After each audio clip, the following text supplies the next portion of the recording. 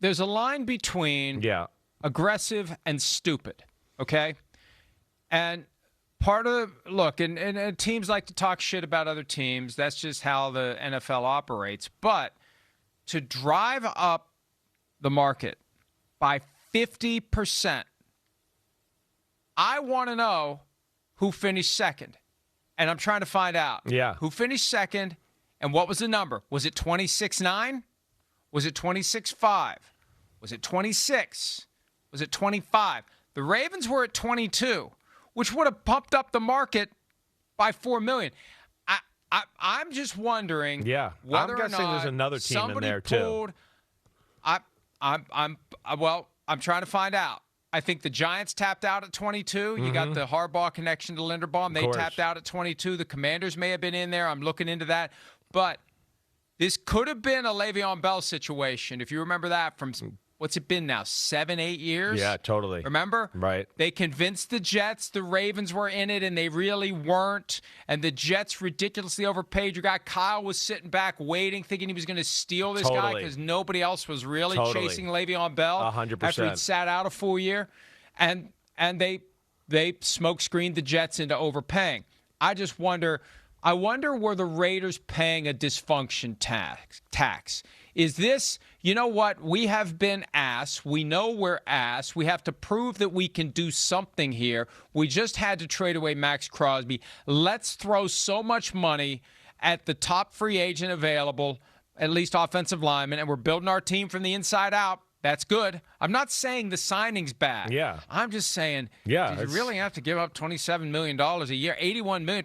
Like, I think the Raiders overdid it for this one. Maybe. I think they overdid it. I hear you. I mean, to me, another team involved. I certainly can see what you're saying, too.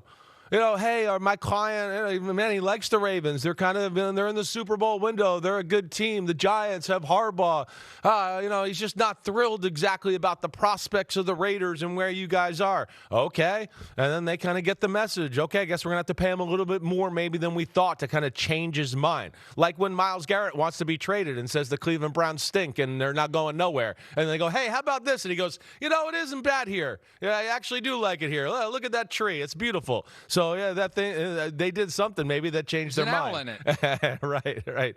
But you're right. They overpaid, but sometimes you got to overpay to start a new culture and a new way of life there. And I don't think it's not a horrible investment for a guy that we know is one of the best, if not the best, at his position in the league. He's in a very important position, especially not only to the new quarterback coming to town, but the new head coach as well.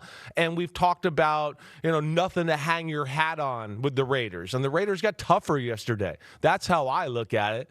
You get Linderbaum at center. Okay, that's awesome. You get a Jalen Naylor at receiver. Again, not a superstar, but he's going to work. He's going to help the football team.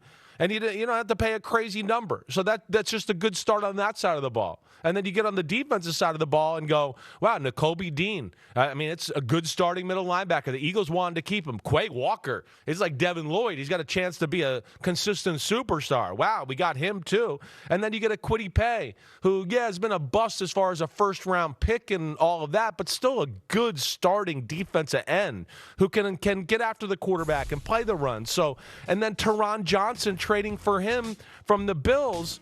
I just look at that and go, the Raiders completely flipped their roster and team around yesterday in a good way. And other than Linderbaum, I didn't think any of the contracts were all that crazy. They had to overpay for anybody. Well, I don't know. Jalen Naylor, 400 receiving yards last year, turns it into over $11 million a year. That's a damn good. That's a hell of a projection that this guy's going to turn into a superstar. I want to say two more things about Linderbaum. First of all, I'm conflicted in criticizing the Raiders for overpaying because I really do think they overpaid. I doubt that somebody was offering 26.9, 26.5, 26, or even 25. I have a feeling the best number is going to be 22 to 23, and they ridiculously overshot because they just wanted let's just be done with this. We got the cap space, we got the cash. They all think we are completely dysfunctional. We just lost Max Crosby. We had to trade him.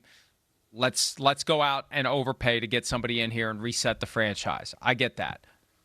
I'm conflicted in criticizing them for paying more than they had to, because, hey, this is an example of what happens when a great player gets to free agency. That's right too. That's right too. And so you look at what Linderbaum did, pumping up the market by 50%. What does that do?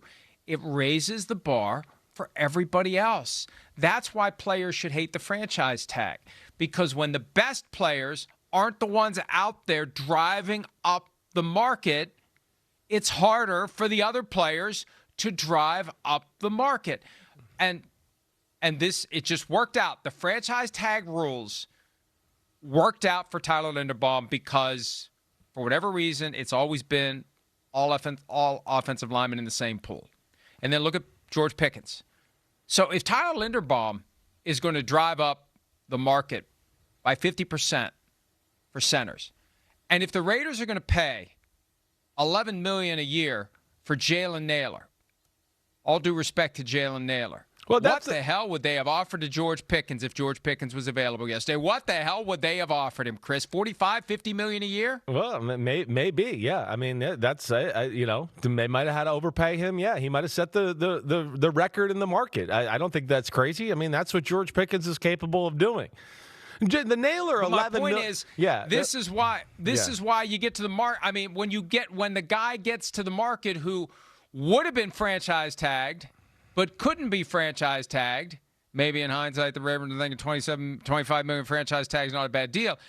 That you have that opportunity to really blow it out like Linderbaum did. Yeah, totally. Well, it's rare. It's rare that we see players at the very top of their position become a total free agent.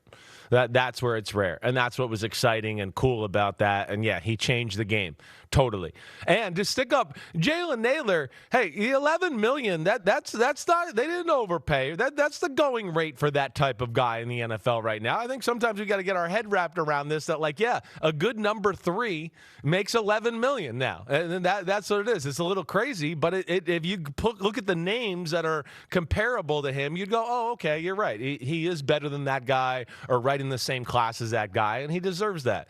And of course, they need people. That's for sure too. They need guys that they can depend on. They definitely that can play. Need people. Right. So it was a decimated roster, one of the worst in football. That was greatly improved yesterday, and certainly now you look at it and go, okay, they got a fighting chance in some areas now. They're paying him as a number 3 to be a number 2. I think that's the reason maybe. that so maybe it's a good deal. Hey, maybe it's a great deal. If he is going to be a number 2 at $11 million a year, but my point is, and you're right, the receiver market's all over the place right now. When the top of it's 40, and you got guys, making 25, 29, 20, it's hard to keep it all straight. One last thing about Linderbaum. Okay. One last thing.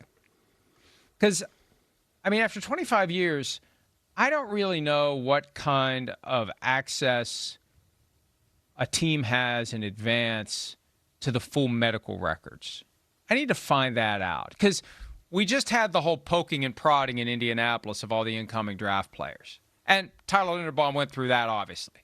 So the Raiders have that from 4 years ago. But that's before 4 years of NFL wear and tear. Yeah.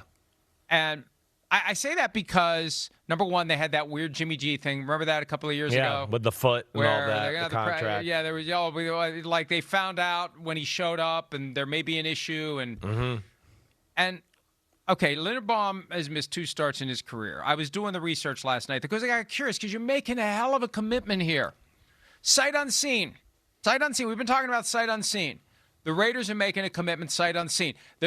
John Harbaugh's not in Baltimore. Joe Ortiz are in Las Vegas. Joe Ortiz is in Las Vegas. There's no Ravens West in Las Vegas that knows everything there is to know about Tyler Linderbaum. This is a pure sight unseen move. He missed all of camp in 2020. I think it was 3 or 4 with a neck injury. I'd want, anytime I hear neck, anytime, a guy misses all of camp, and he's come back and played, and he's played well, but, man, that's a hell of a commitment to make. And I'm just curious what ability a team has to get all that information before you make the commitment, because it all seems to happen so fast. Yeah. I'm just curious whether or not there's a physical risk there, because they're taking it all on. the full $81 million. Hell, it's fully guaranteed as a practical matter, and it is injury guaranteed. So that's and it's great for Linderbaum. He won. He won the lottery yesterday, and he earned the lottery. This wasn't just a lucky ticket. He's played well. He deserves what he's getting. And if somebody wants to overpay him, so be it. But it's just that it's a lot of money. And I think all these teams that do these big deals on day one, you're taking a risk because I don't know what the quality, the true medical information is that you're getting. Yeah, it's probably risk. There is. I'm sure they tried to do their due diligence, but like you talked about, they go, okay, yeah, he hurt his neck, but it's 2 years in a row. Like he played almost every single game. They're probably comfortable with that. And then I would think that today or tomorrow when he gets in there for his physical, they give it an extra hard look to make sure there. But I would think at this point and this type of contract, more times than not, teams feel pretty comfortable in that scenario and trust an agent to feel good and have some sort of inside information. Yeah, that was an odd one. That was one though, I think, where it was like, wait, we know this guy's so good, we'll just take his word of mouth and, oh, hey, you're going to be okay, blah, blah, blah. We have a history together. And then they get there and they're like, wait, hold on, I thought we knew each other. I thought we were going to be honest with each other. And all of a sudden that changed. So that was a little odd. But, yeah, the risk. We'll see where it goes for them. Well, and in this case, there isn't even that. It's complete and total shot in the dark. Yeah, I mean, it really is. Mm-hmm. I can't think of anybody who's got Ravens connections who is currently with the Raiders. Maybe there's somebody on the coaching staff as they've cobbled it together this year that passed through Baltimore at some point. I'll take a look, but this is roll of the dice, $81 million. And I guess Las Vegas is the best city from which to make that kind of a gamble. Hi, it's Mike Florio. Thanks for watching PFT on YouTube. Hit subscribe for the latest news and analysis from Pro Football Talk.